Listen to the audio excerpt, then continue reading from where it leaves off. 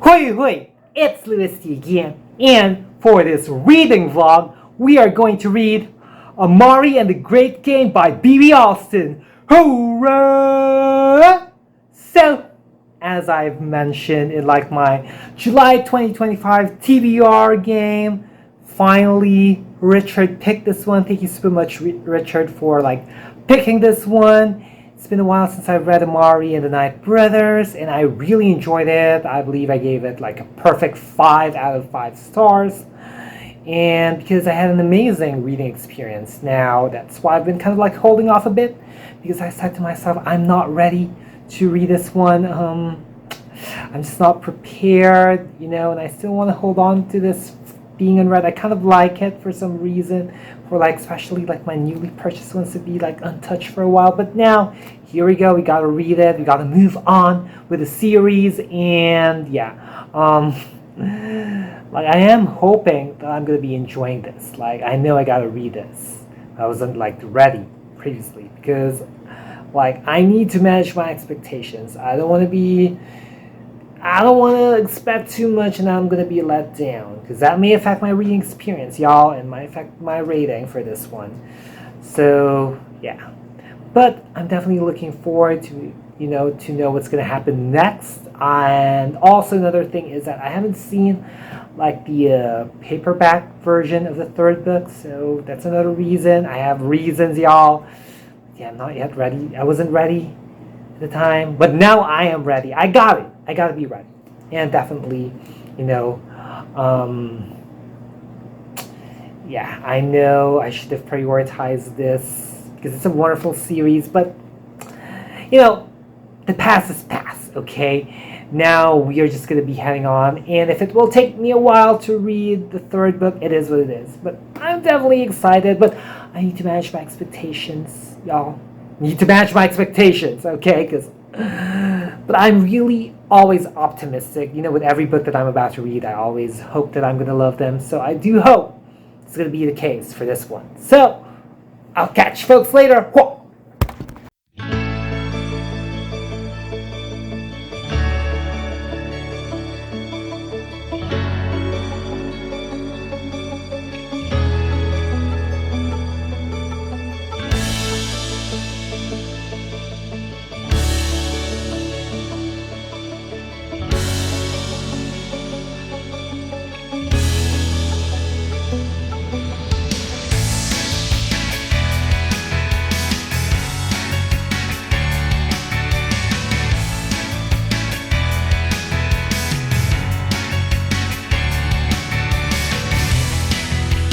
So I've read 100 pages of Amari and the Great Game by B.B. Alston, and so far we get to see about Amari again trying to fit in, kind of like trying to belong, really proving that she can exist as who she is, as a magician, kind of like how things in life are. And I'm so glad to be jumping in this world again. Now we also get to see about, her cleaning her name. That it doesn't necessarily mean that she's a magician. She's responsible for like the time freeze that happened. And you know what? So far, I'm glad, that we get to see more of like, the friendship of Elsie and as well as, of course, Amari. We got to see their bond, and, kind of like the book focused on that. And it focused on like identity and kind of like relationships or friendships with one another. That's kind of like what I'm feeling so far. It's not exactly depicted that way, but it kind of is. So far in terms of the world, I see still some of the enchanting things that I liked in the first book. However, like to me so far, there's something about it that's just much more kind of like a little bit more politics or governance driven than like, being enchanting and magical. Of course, there's still magic. There's still those elements like the elevator, Lucy. I missed Lucy in this book. However, it's much more like serious, which, kind of like how usually the directions of books are. But yeah, so far it's been pretty good. I'm definitely looking forward about what this great game is. I don't have any clue. All like Amari is trying to figure out is like, who could be responsible for this time freeze. It could be somebody else out there. She even tried like reaching out to, the league. Did I get that correctly? The term correctly? A league of magicians or a ministry of magicians? I think it was league. But anyway, yeah. Read it to find out the exact word. I'm kind of bad with terms. Pardon me. But yeah.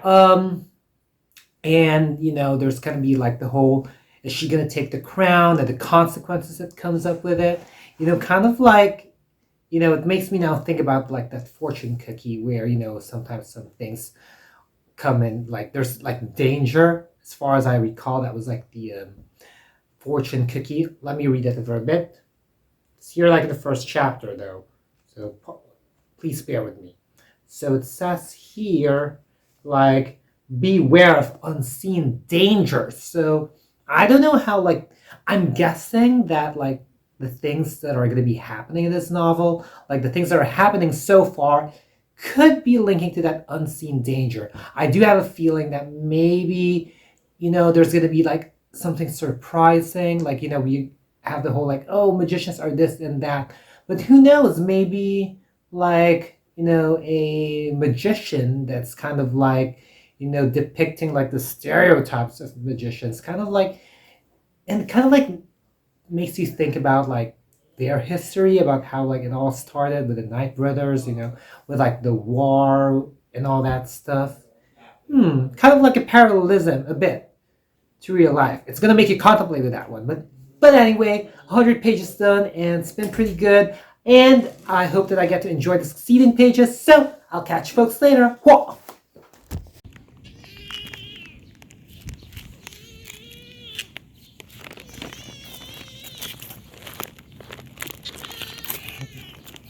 Here's a reading update of Amari and the Great Game by B.B. Alston. Now, I read more than 200 pages, and I have to say that Amari has a lot on her plate.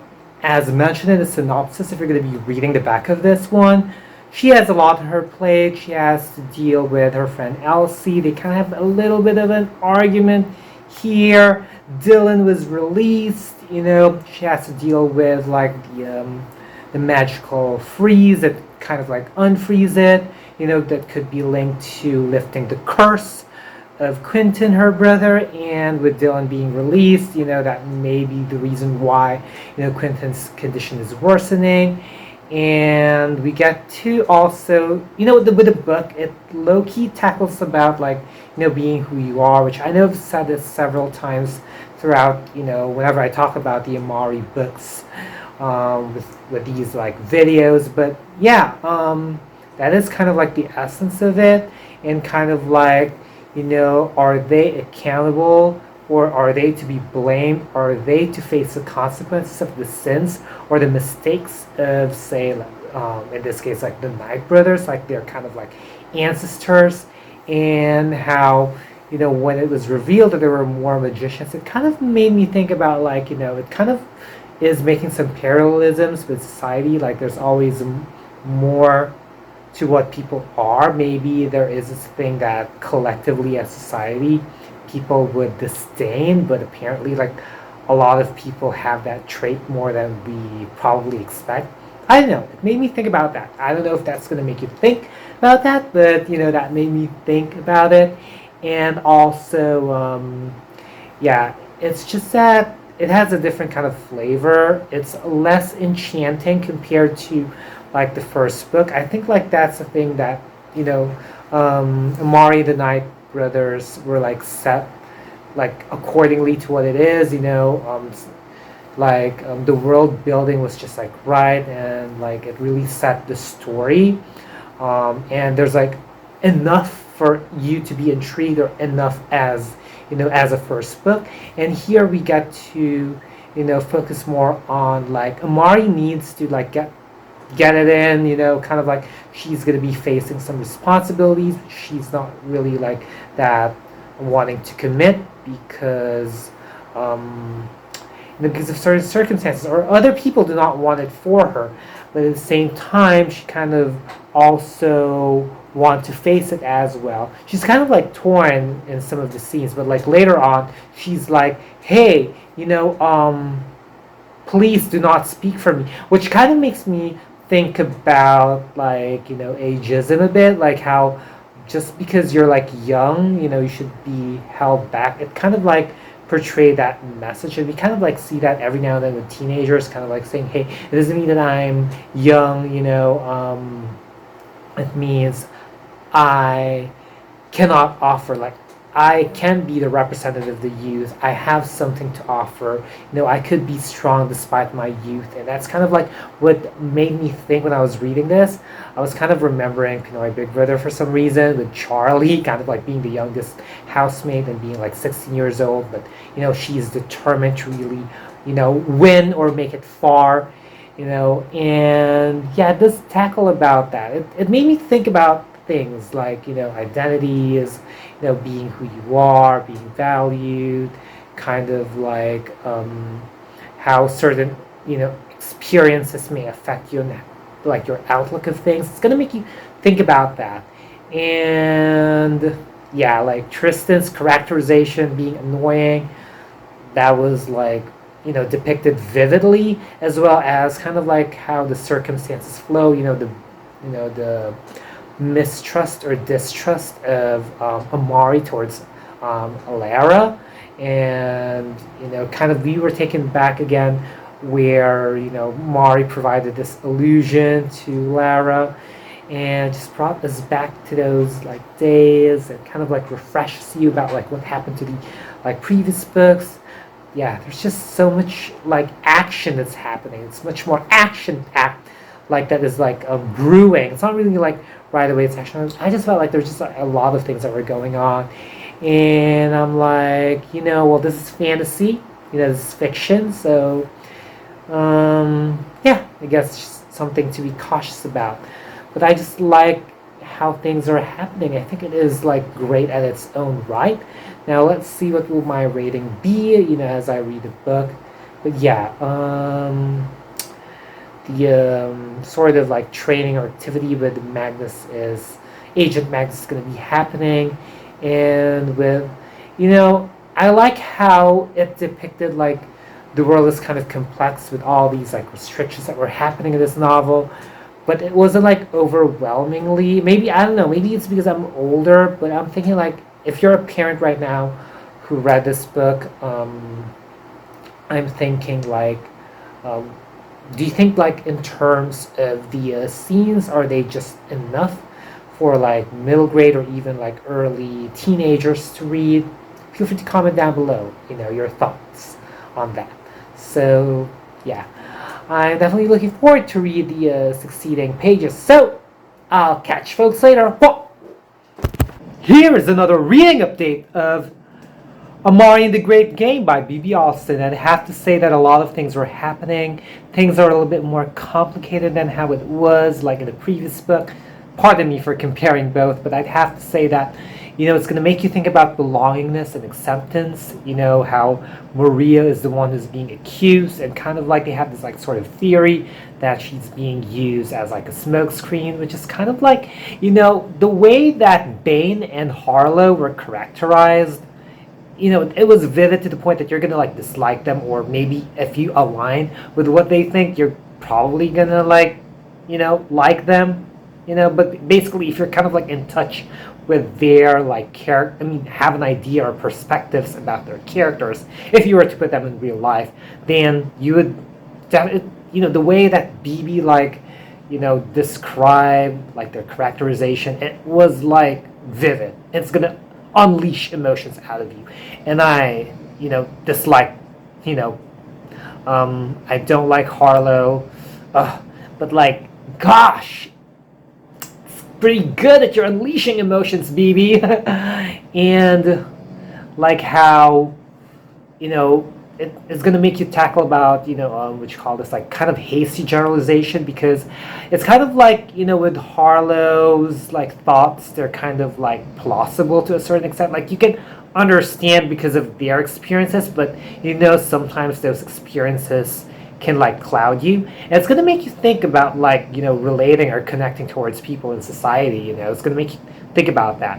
And I think for me as an adult, like reading middle grade or preteen books, it's gonna sometimes make you kind of get to have like a different kind of take on how you read the narratives, and even probably early YA and YA, of course, themselves, who might have those thoughts. But it's just made me think, throughout like the narratives, it made me think about things, kind of compare like how it is, kind of like if this is gonna be like real life society, it's gonna make you think about that. So whatever you stand on it, it's definitely gonna like make you have discussions with yourself or probably with other people. It's gonna make you reflect, and that's like, to me, that is a powerful media. That is an effective, and that's what makes a good or a great media.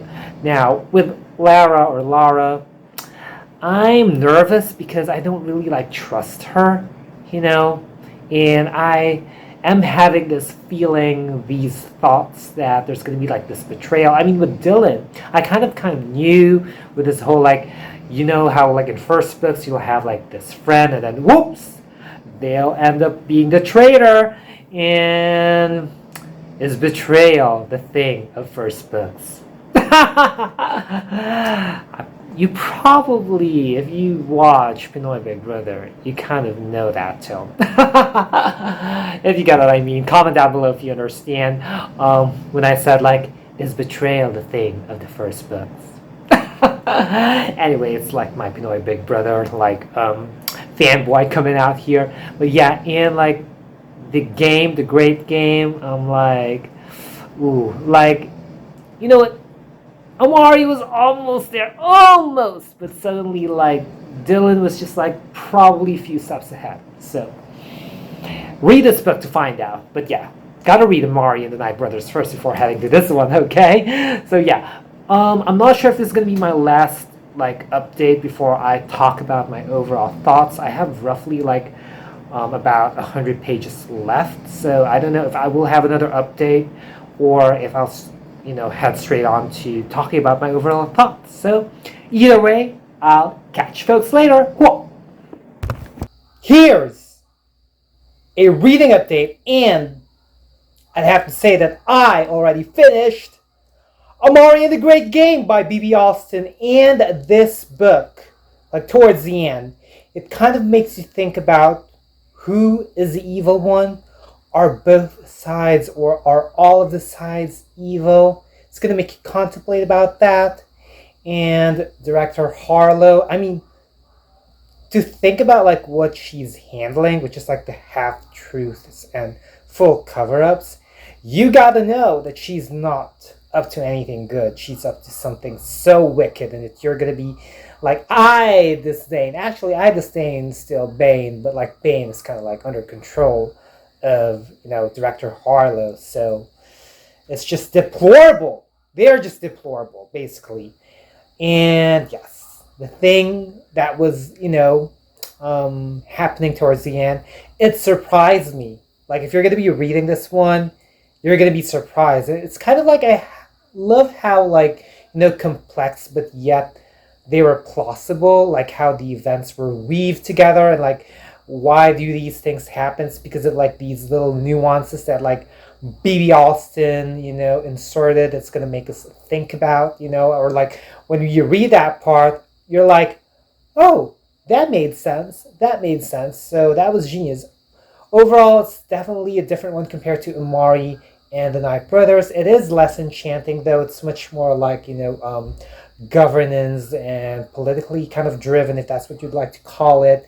With all these like wars and conflicts, like I said, it does talk about like who is like the evil one, or who is the evil side, or are they basically all like evil, or all of the sides evil? So it's gonna, it's a little less on like, you can still see the beauty or the enchantment of like the world. It's just more focused on, because, well, I guess for the title it says Great Game. So probably that's why it's going more towards that direction, Also, though it tackled about, sort of, valuing your own existence, like being who you are in like the previous book as well. It's kind of like more emphasized in this one, how like Amari is trying to defy all those like stereotypes about magicians, which is kind of like something that's going to make you think about society. And at the same time, I am aware that this is fiction, of course. especially with all the enchantments. It's definitely fictional. But yes, it could be like a tool for you to kind of like contemplate, or something to pick on, or pick up on, I should say. And definitely, middle grade, preteen folks are going to enjoy, especially, as well as adults are going to enjoy. Like I said earlier in like the other clip, sometimes when you already have more experiences in life, some of the things are going to be more plausible and would be more vivid for you. So yeah, um, it being not so enchanting did not diminish or like made my reading experience like less. I guess like my critique about it is that like the title's Amari the Great Game, but for me personally, I felt like it should be, or I thought it should be like Amari and the Freezing Time or something like that. Just because I know that, the factor, or like the how the Great Game played a lot in the story, or its importance. I mean, even towards like the end, it's kind of like, how it kind of like wrapped everything up. But I think that the overall arcing narrative for this novel is like what happened to, how to unfreeze time, what happened in like the Congress, I believe that was correct. Basically with, the, with Merlin, basically, what happened to the Bureau, and yeah, I just thought that that was like kind of like the main thing. I mean, that's just like my thoughts about like what the title should be, and it has. I mean, like I said, it's a great reading experience. Maybe it doesn't just have like that magic that I had with Amari and the Night Brothers. So, with that being said, I'm giving this book 4.75 out of 5 stars. Let me know down in the comment section below what are your thoughts of Amari and the Great Game, or if this reading vlog motivated you to read like the Supernatural Investigation series, or probably you might know as the Amari series. And if you've made it this far, leave like a black nib or that tip of a fountain pen emoji. So I hope you folks liked this video.